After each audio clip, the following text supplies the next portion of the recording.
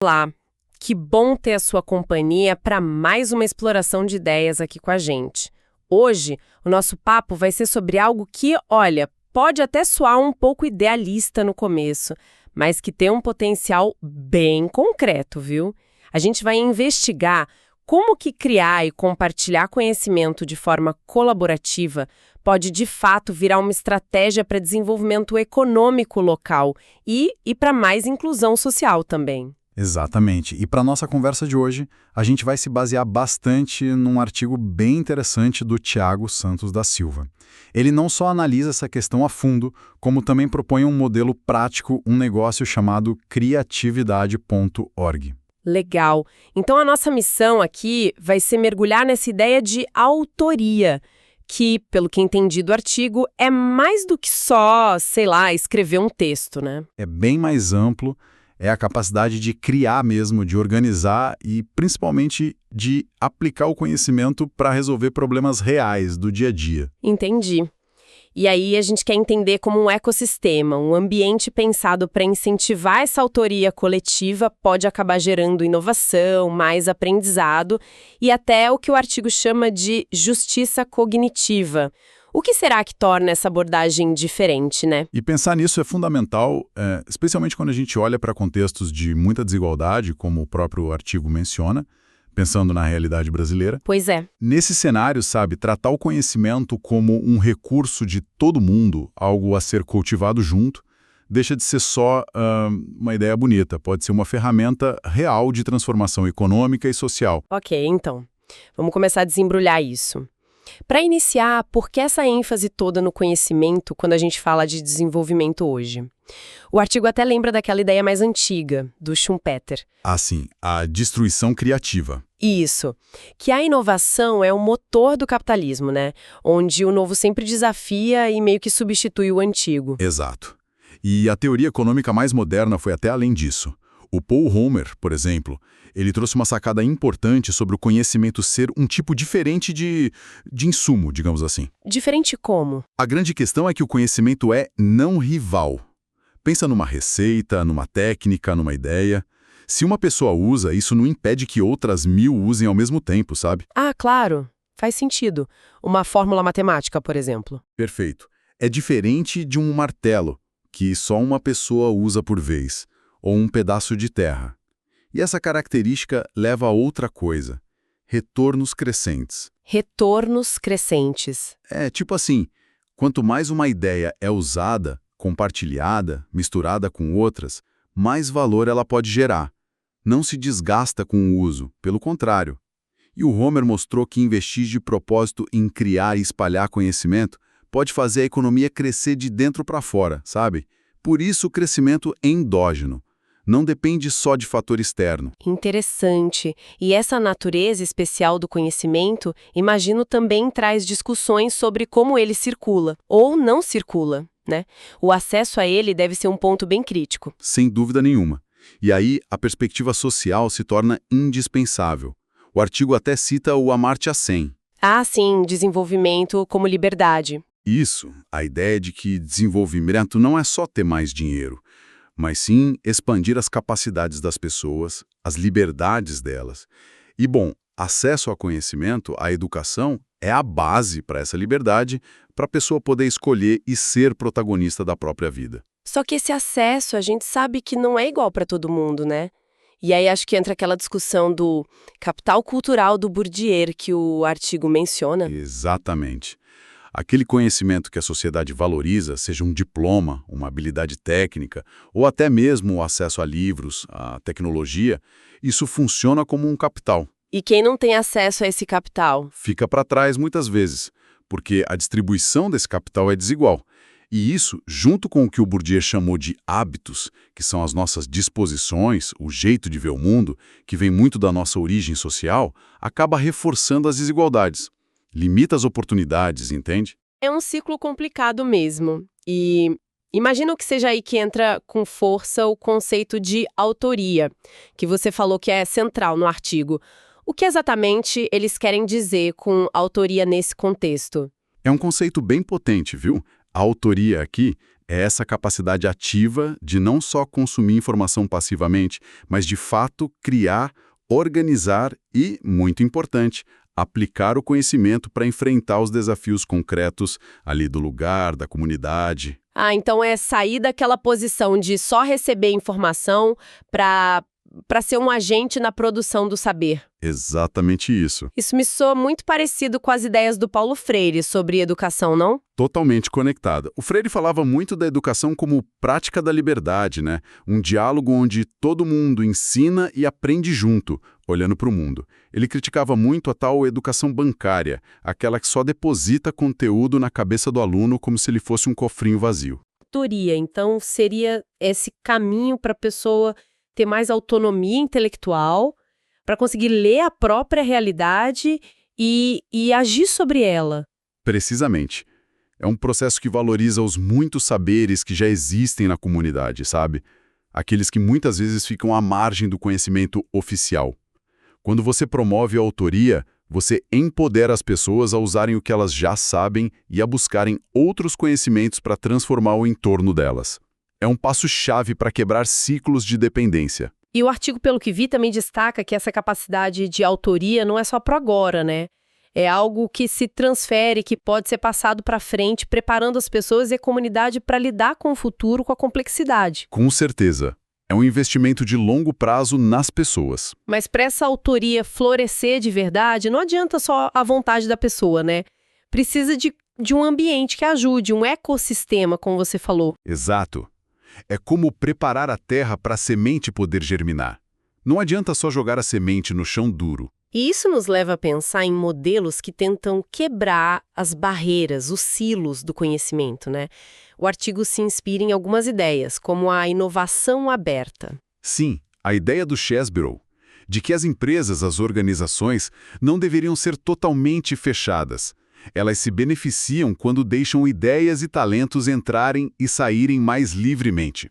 E também mencionam a produção entre pares baseada em bens comuns. O que seria isso? Ah, isso é fascinante. É o que o Yosha Benkler descreveu. Pensa na Wikipédia, ou no software livre como Linux.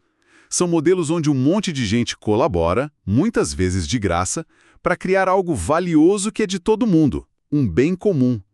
Geralmente usam licenças abertas, tipo Creative Commons, para garantir que continue aberto. Entendi. E como essas ideias se aplicam mais diretamente para a educação e para o desenvolvimento local, que é o foco aqui? Elas são a base para muita coisa. Pega os recursos educacionais abertos, os REA. A ideia, que gente como David Wiley e a Unesco defendem muito, é simples, mas poderosa. Materiais de ensino e pesquisa que não só são grátis para acessar, mas que você pode legalmente copiar, mudar, misturar, compartilhar de novo. Nossa, isso muda tudo. Muda, né? As licenças Creative Commons são a chave para permitir isso legalmente. Imagina um professor poder pegar um material ótimo e adaptar para a realidade dos alunos dele, sem ter que pedir 1000 permissões ou pagar caro. Trata o conhecimento como um jardim que todo mundo cuida junto, em vez de uma propriedade trancada a 7 chaves. Exatamente essa metáfora. Mas aí, claro, vem a pergunta prática. Como é que a gente garante que esses jardins, sejam de conhecimento como os REA, ou até de espaços físicos compartilhados, sejam bem cuidados e durem? Porque colaboração total, sem nenhuma regra, pode virar bagunça, né? Precisa de alguma organização. Precisa. E aqui o trabalho da Elinor Ostrom é super importante. Ela ganhou o Nobel de Economia estudando justamente isso, como comunidades no mundo todo conseguiam gerenciar recursos comuns como florestas, áreas de pesca, sistemas de irrigação, de forma sustentável, sem depender só do governo controlando tudo ou de privatizar. E o que ela descobriu tinha uma fórmula mágica? Não uma fórmula única, mas ela achou princípios que apareciam com frequência. Coisas tipo ter regras claras sobre quem pode usar o recurso e quais os limites. Essas regras serem feitas com a participação de quem usa e adaptadas para o lugar. Ter gente monitorando se as regras estão sendo cumpridas. Ter sanções que vão aumentando para quem não cumpre. Ter um jeito fácil e barato de resolver conflitos. E, crucial, a comunidade ter autonomia reconhecida para se organizar. Entendi. A autogestão é possível, mas não é de qualquer jeito. Exige estrutura, Compromisso. Exatamente. Então, para um projeto como esse criatividade.org, que quer compartilhar conhecimento, espaço físico, talvez até ferramenta, essa questão da governança colaborativa inspirada em Ostrom seria central. Faz sentido. E tem outro conceito que ajuda a pensar nisso. As comunidades de prática, do Etienne Wenger. São grupos de pessoas que aprendem juntas porque fazem coisas juntas, porque compartilham desafios e interesses numa área comum. O aprendizado acontece ali, na interação, na prática do dia a dia. Certo. Então, juntando tudo isso, conhecimento aberto, colaboração, governança de comuns, aprender fazendo, parece que são esses os ingredientes que o artigo mistura na receita do criatividade.org. Vamos, então, dar uma olhada mais de perto nesse modelo? Como ele se organiza? Olha, o criatividade.org é apresentado como um modelo híbrido. Ele quer juntar o digital e o presencial, sabe? E se baseia em 3 dimensões que, idealmente, deveriam funcionar bem conectadas. A primeira dimensão, pelo que entendi, é o compartilhamento de conhecimento aberto. E parece que já existe uma plataforma digital focada nisso, certo? Correto. A ideia é ter esse espaço online para criar, organizar, compartilhar conteúdo aberto, tipo o REA, usando licenças abertas, e incentivar que a própria comunidade ajude a selecionar e organizar o material, o que chamam de curadoria colaborativa, e também a criar junto, a coautoria. Isso conversa diretamente com as ideias do conhecimento como bem público, da inovação aberta, da produção entre pares. Ok, aí vem a segunda dimensão, que é o compartilhamento de espaços físicos. Mas não qualquer espaço, né? Tem essa ligação com as múltiplas inteligências. Essa parte ainda é um plano, mas parece o coração da proposta. E aqui é onde fica realmente interessante.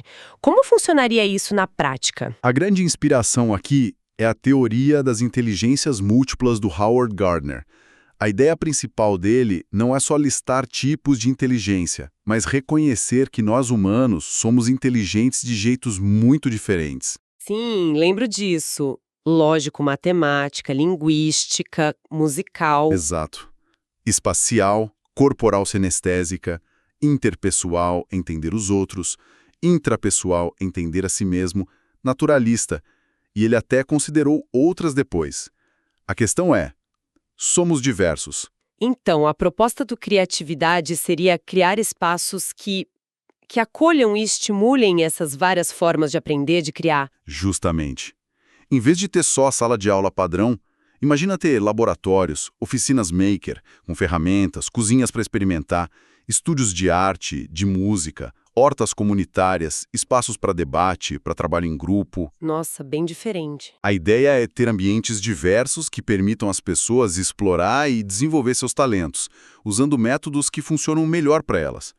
É uma forma de contrapadronização e de valorizar saberes e habilidades locais que às vezes a escola tradicional deixa de lado, sabe? E aí conecta de novo com o Bourdieu ao dar acesso a diferentes tipos de capital cultural na prática. Faz muito sentido. E a terceira dimensão, qual é? É o uso coletivo de ferramentas e equipamentos. Também é algo para o futuro do projeto, mas é fundamental para ligar o saber com o fazer, para botar a mão na massa. Que tipo de ferramentas? Desde coisas básicas, manuais, até equipamentos mais tecnológicos, digamos. Impressora 3D, kit de robótica, instrumento musical, câmera, equipamento de som, coisas que a comunidade poderia acessar e gerenciar junto. E a gestão disso seria seguindo aqueles princípios da Ostrom, de autogestão? Essa seria a lógica, criar regras de uso, pensar na manutenção juntos, talvez cobrar uma taxa simbólica para ajudar a manter, e o próprio uso compartilhado dessas ferramentas fortaleceria as tais comunidades de prática do Wenger, gente aprendendo junto, fazendo junto, interagindo. Entendi. E se a gente compara isso com o que já existe por aí, sei lá, bibliotecas, makerspaces separados, os repositórios de ré online, qual seria o pulo do gato, o diferencial do criatividade.org? O artigo defende que o diferencial é justamente a integração dessas 3 coisas. O conhecimento aberto, digital, os espaços físicos diversos, presencial, e as ferramentas compartilhadas, o fazer. Tudo num ecossistema só, pensado junto. E mais importante ainda, com o foco claro na autoria como motor disso tudo. O objetivo final é o desenvolvimento local que vem de dentro, sabe? com impacto que vá além do tecnológico, que chegue no cultural, no educacional, no socioeconômico da comunidade. Parece um modelo bem completo e ambicioso, né? Mas, claro, do papel para a realidade tem um caminho. Quais são os desafios que o próprio artigo levanta para tirar um projeto assim do chão? Olha, um dos grandes obstáculos, e o artigo cita o Fritjof Capra para falar disso, é a mentalidade que ainda domina em muitas instituições. Uma visão muito fragmentada, muito mecanicista. Como assim? Pensa nas escolas, muitas vezes com currículos super rígidos, pouca abertura para experimentar. Nas empresas, que ainda veem o conhecimento como um segredo a ser guardado. Nas universidades, que produzem muita pesquisa, mas nem sempre ela conversa com as necessidades reais da sociedade ali do lado. Essa cultura de cada um no seu quadrado dificulta muito a colaboração aberta. Ou seja, não adianta só criar estrutura física ou digital. Tem que ter uma mudança de cultura junto. Exatamente. E tem os desafios práticos também, claro. Precisa de uma governança que funcione, que seja colaborativa de verdade, que traga os diferentes atores locais para conversar, precisa de gente para fazer a ponte, os mediadores que ajudem a conectar saberes, a traduzir linguagens, a facilitar os processos. E infraestrutura, né? Com certeza. Conexão boa, os espaços físicos em si, a manutenção dos equipamentos e, claro, a pergunta de $1 milhão. Como sustentar isso financeiramente? Provavelmente precisa de um mix de coisas. Buscar recurso público, privado, talvez alguma coisa da própria comunidade. E o artigo ainda toca num ponto mais profundo que tem a ver com os limites do planeta, citando o Georges Kurohegin. O que ele traz para essa discussão? É uma reflexão super importante. O Georges Kurohegin, olhando pela lente da termodinâmica, nos lembra que toda atividade econômica usa recursos naturais, energia organizada, baixa entropia, e gera lixo, poluição, desorganização, alta entropia. A ideia de crescer economicamente para sempre, num planeta que tem limites, não fecha a conta, né? É um paradoxo. Exato. E aí isso levanta uma questão fundamental. Como que modelos que querem gerar desenvolvimento, tipo criatividade.org, se encaixam ou não nessa questão da crise ecológica? E qual a resposta? O artigo sugere algo? Ele não dá uma resposta pronta, mas talvez aponte um caminho interessante. Ao focar muito na produção e no compartilhamento de conhecimento, que é um recurso não rival, e em tese menos intensivo em matéria e energia que a produção industrial clássica, e ao tentar direcionar esse conhecimento para soluções locais, talvez o modelo possa sim estar mais alinhado com a sustentabilidade. Como? Um modelo que valoriza reutilizar, compartilhar ferramentas em vez de cada um ter a sua, que pensa no bem comum, ele pode ser parte de uma transição para uma economia mais consciente dos limites ecológicos, o que alguns chamam de bioeconomia, ou até discutem em termos de decrescimento em algumas áreas. Entendi. Então, apesar de todos os desafios culturais, práticos, financeiros e até os ecológicos, o potencial transformador estaria nessa capacidade de gerar inovação, lembrando lá do Schumpeter, e crescimento, do Homer, mas de um jeito diferente. Mais distribuído, mais local. Exato. E promovendo não só o desenvolvimento econômico, mas também o que o artigo chamou de justiça cognitiva.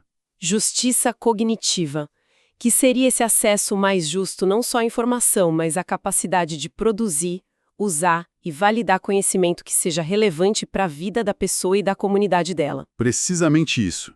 O artigo até sugere alguns indicadores para ver se um projeto assim está dando certo.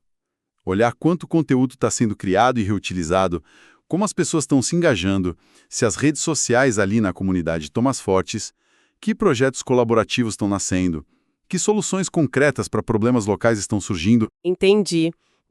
Então, se a gente fosse tentar amarrar tudo que a gente conversou hoje, fica muito forte essa ideia de que criar conhecimento junto, essa tal autoria coletiva, é uma habilidade, uma competência fundamental para hoje e para o futuro, né? Com certeza. E o criatividade.org aparece como uma visão, um modelo que tenta costurar de um jeito novo o digital e o físico, o saber e o fazer, usando o conhecimento aberto, espaços que celebram a diversidade das pessoas e ferramentas compartilhadas. E o que tudo isso significa no fim das contas? Significa que talvez a gente precise repensar bastante o jeito como as nossas comunidades, escolas, empresas Até nós mesmos, no dia a dia, lidamos com o conhecimento. Como assim? O verdadeiro potencial dele só se libere mesmo quando ele circula mais livremente, em ambientes abertos, colaborativos, que valorizem a diversidade de saberes e que consigam, sabe, superar essa fragmentação que ainda limita tanto a gente. E a autoria, nesse cenário, deixa de ser só uma palavra bonita, né? Vira uma prática de cidadania mesmo, um motor para transformar as coisas social e economicamente. Exatamente. Essa capacidade de não só consumir, mas de criar, organizar, aplicar e compartilhar conhecimento juntos pode ser o diferencial para a gente construir futuros mais justos e, quem sabe, mais sustentáveis também. Bom, o artigo trouxe para a gente esse potencial enorme da autoria coletiva e do conhecimento compartilhado. Fica, então, acho, uma reflexão para a gente levar daqui. Como será que a gente pode, cada um no seu canto, no trabalho, na vizinhança, na escola, na família, começar a cultivar um pouquinho mais essa capacidade de autoria, mesmo sem ter uma estrutura gigante como o criatividade.org, sabe? Que pequenos gestos poderiam deixar as fronteiras do conhecimento à nossa volta um pouco mais permeáveis, incentivando mais colaboração, mais criação conjunta. O que será que aconteceria se mais conhecimento fosse de verdade tratado como um bem comum, como um jardim mesmo, para ser cuidado e florescer com a ajuda de todo mundo? Fica aí a provocação.